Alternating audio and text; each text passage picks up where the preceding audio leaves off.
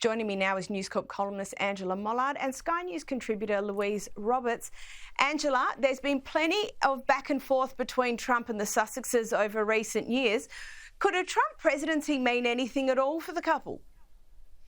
Look, it could, and as you've discussed there, it has been threatened in the past. But I think as Trump gets closer and closer to the presidency, and if he is elected president, he wants another invitation to Buckingham Palace. You can see how excited he was by his time with the Queen. The whole family was there. Eric was there in 2019, his son as well. And what he's now saying is that Harry has nothing to be worried about being deported. In fact, he's going so far almost to say that Harry and Meghan are irrelevant, which suggests to me that he and the Trump family are really trying to strengthen their bonds with Charles and Camilla and William and that part of the family, and that they're not really taking much interest in Harry. Who knows how it'll play out? There's still pressure from the Heritage Foundation for there to be some disclosure around Harry's visa papers, because as someone who just recently did an American visa, it's very clear you have to state whether or not you've taken drugs. And we know that in Spare, Harry spoke at length about taking drugs. So it hasn't fully played out yet, but it's an interesting turn of events. Look, I totally agree with your view, but I do expect there to be a bit more performance around this. Now, Louise, this isn't the first time the Trump camp has commented on the Sussexes for what seems like that domestic political purpose. Do you think it works? Look, I think it does work for Trump. I think to weaponise his contempt for Harry and Meghan, in particular Meghan, really plays well to his conservative base, because Harry and Meghan are the face of the woke elite in America, aren't they? They're sort of whinging grifters, if you were. And that really plays well to the average Trump voter who doesn't like that sort of person, doesn't like to be spoken down to or patronised in any way. And of course, Trump has been very blunt in his appraisal, again, particularly of Meghan, saying that Harry's whipped. He told Piers Morgan in an interview that Harry was whipped and that the marriage wouldn't last, and that, in fact, that Meghan was using him. So he's been very savage in his appraisal of Meghan in particular. And again, he's weaponising that to remind his voters who to vote for, in a way. In a way. Angela, still on the Sussexes, and a report this week that another of Meghan Markle's claims about the royal family has been debunked. What's the report? So, Caroline, you remember when Meghan Markle came out and she said that she had not had any support from the royal family when she entered the family, that she didn't get mental health support when she needed it, and that there was really no instruction or support. Well, a royal insider has come out and said that Sir Clive Alderton, who currently works for the King, that he was very mindful that she should be fully supported. Of course, she was from America. It's utterly implausible to me that Meghan was not offered support. After the Diana debacle, after all the horrors that went around Fergie, the Duchess of York, after the Camilla problem, Camilla, after Diana's death, trying to reintroduce her as Charles's consort and partner, that had to be micromanaged. That doesn't suggest to me that a palace would turn around and go, oh, she can just work it out herself. Of course they would have steered her through it. But as the late Queen said, recollections may vary.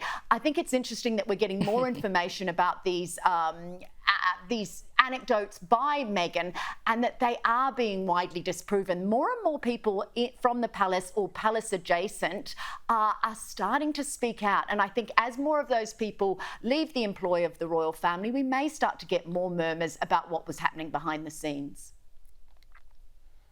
And Louise, if that wasn't enough in not a great week for Meghan, still trademark issues in relation to American Riviera Orchard, and just the Sussexes, I suppose, their professional views more broadly.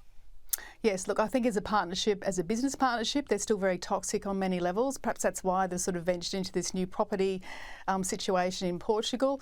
But I think for Meghan as well, that whole American Riviera Orchard, when she soft launched it in March with sort of gifts of jam and dog biscuits to her celebrity chums, they hadn't tied up the patent, which is crazy. I don't know why they didn't actually get the paperwork sorted. And what's happened now is that another company has come forward called, ironically, Harry and David, who says that they own the trademark Royal Riviera.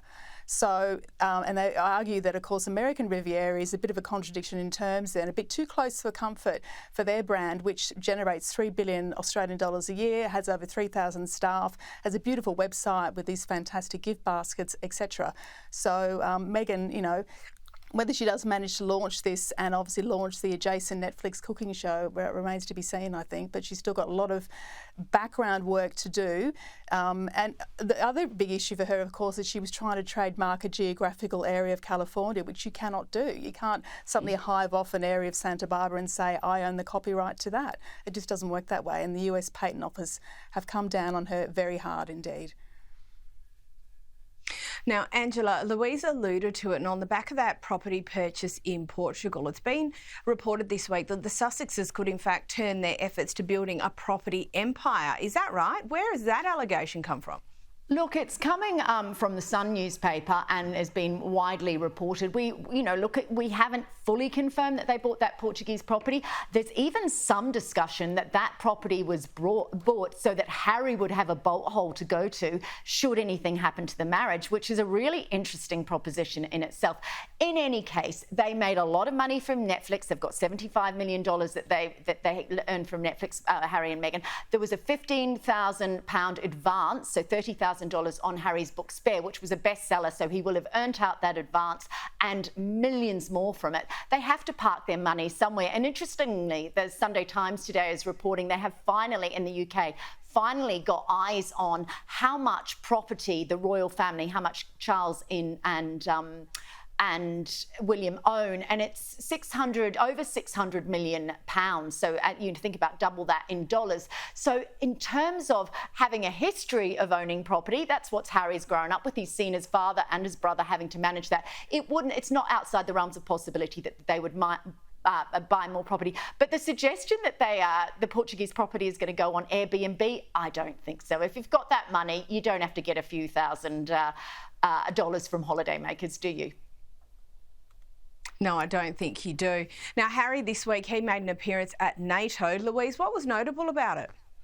He was on a video call from Montecito. There was a NATO meeting, and part of that was him talking about the great work that Invictus has done, obviously, to help return servicemen and women who are injured in combat. And of course, you know, we've talked on this show before about what a great legacy Invictus is for Harry.